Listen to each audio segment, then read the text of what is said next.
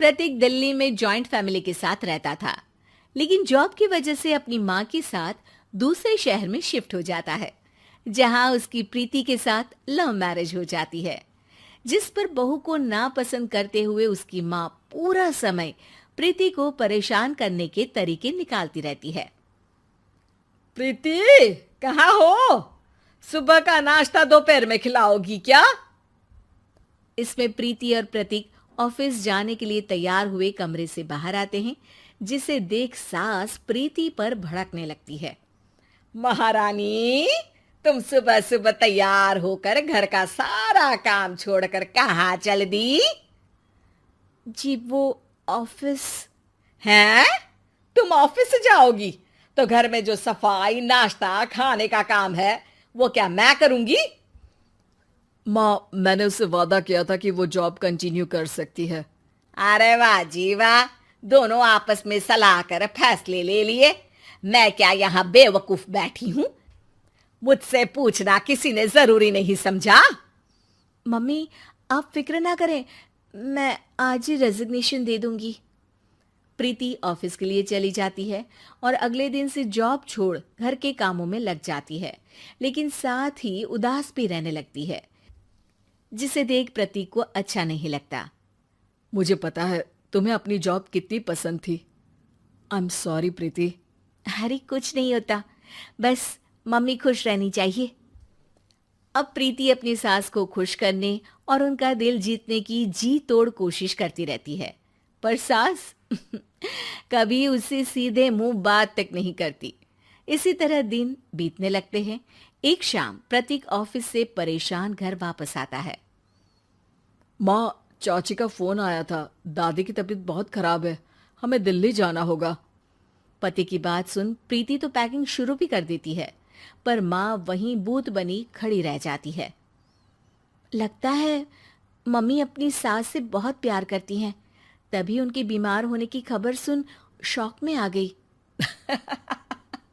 ये प्यार नहीं, परेशानी है। तुम तो ऐसे सोचो कि अब से जब तक दिल्ली में हो तुम्हारे अच्छे दिन शुरू।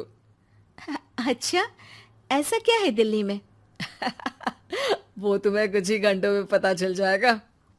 सास के रिएक्शन और पति की बात से कंफ्यूज्ड प्रीति दोबारा पैकिंग में लग जाती है, जिसके बाद कुछ घंटों का सफर तय कर तीनों दिल्ली पहुंच जाते हैं, जहां घर के अंदर पहुंचते ही लोगों की भीड़ देख प्रीति परेशान हो जाती है। हे भगवान, इतनी भीड़!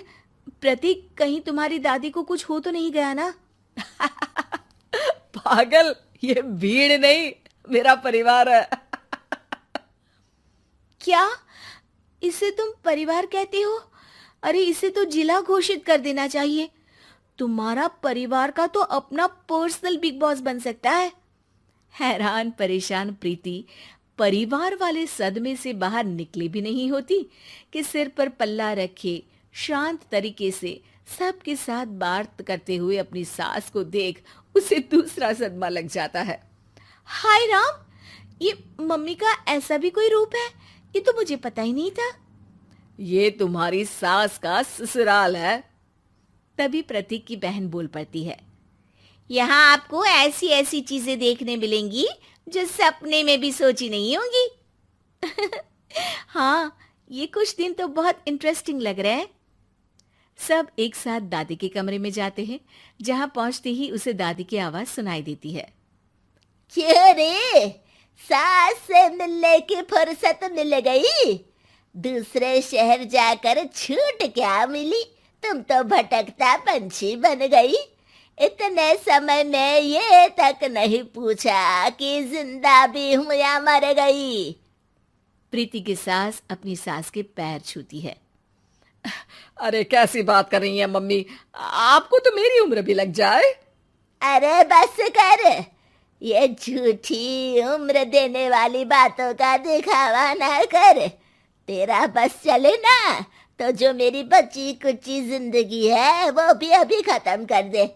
अरे बहू कहाँ है? इस पर सास प्रीति को दादी से मिलवाती है। दादी प्रीति को बहुत प्यार देती है।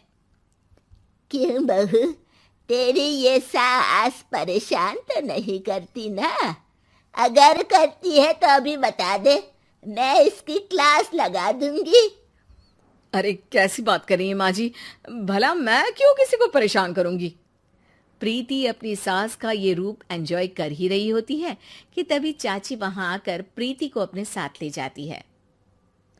सास की क्लास लगते देख जो खुशी मिल रही थी वो तुम्हारे चेहरे से साफ पता चल रही थी, इसीलिए ले आई, क्योंकि अगर उन्हें पता चल जाता तो तुम्हारी खैर नहीं थी। थैंक यू चाची जी। चाची और प्रीति घर में झूले पर बैठी बात कर ही रही होती है कि उसकी सास भी वहां आ जाती है। मतलब यहाँ सारा काम मैं करूं और तुम बैठी हंसी ठिठोली करो? अरे चलो जाओ खाना बनाओ। सास प्रीति को डांटकर काम करने भेज देती है, जिसे दादी देख लेती है और एक बार फिर सासू माँ की क्लास लग जाती है, जिसे पूरा परिवार मजे से खड़ा होकर देखने लगता है। क्यों रे, मैंने तुझे काम बोला और तू उस बच्ची को परेशान कर रही है? सास की कोई इज्जत रह गई है इस घर में या नहीं? यहाँ खुद की सास होते हुए भी ज्यादा बड़ी बन रही है। अब नहीं मम्मी जी, मैं तो बस थोड़ी मदद के लिए बोल रही थी। सास रसोई में जाकर काम करने लगती है और दादी प्रीति को लेकर वहां से चली जाती हैं। इसी तरह एक हफ्ता बीत जाता है, जिसमें दादी अपनी बहू को डर, इज्जत और प्यार का फर्क समझाती रहती है और प्रीति उसका मजा लेती है। वापस जाते हुए दादी प्रीति और उसकी सास दोनों को अपने पास बुलाती है। मेरी बहू जिद्दी और अड़ियल है, इसलिए उससे हमेशा सही काम करवाने के लिए मुझे सख्ती करनी पड़ती है। लेकिन तुम्हारी बहू अच्छी है, तेरी खुशी के लिए वो अपनी जॉब और सपने भी छोड़कर घर में बैठी है। अपनी बहू के साथ प्यार से रहो। और प्रीति, अगर अभी भी तुम्हारी सास परेशान करे ना, तो फिर तुम्हें पता चल ही गया है कि शिकायत कहाँ करनी है। जी, अपनी सास के ससुराल में उनकी सासू माँ के पास।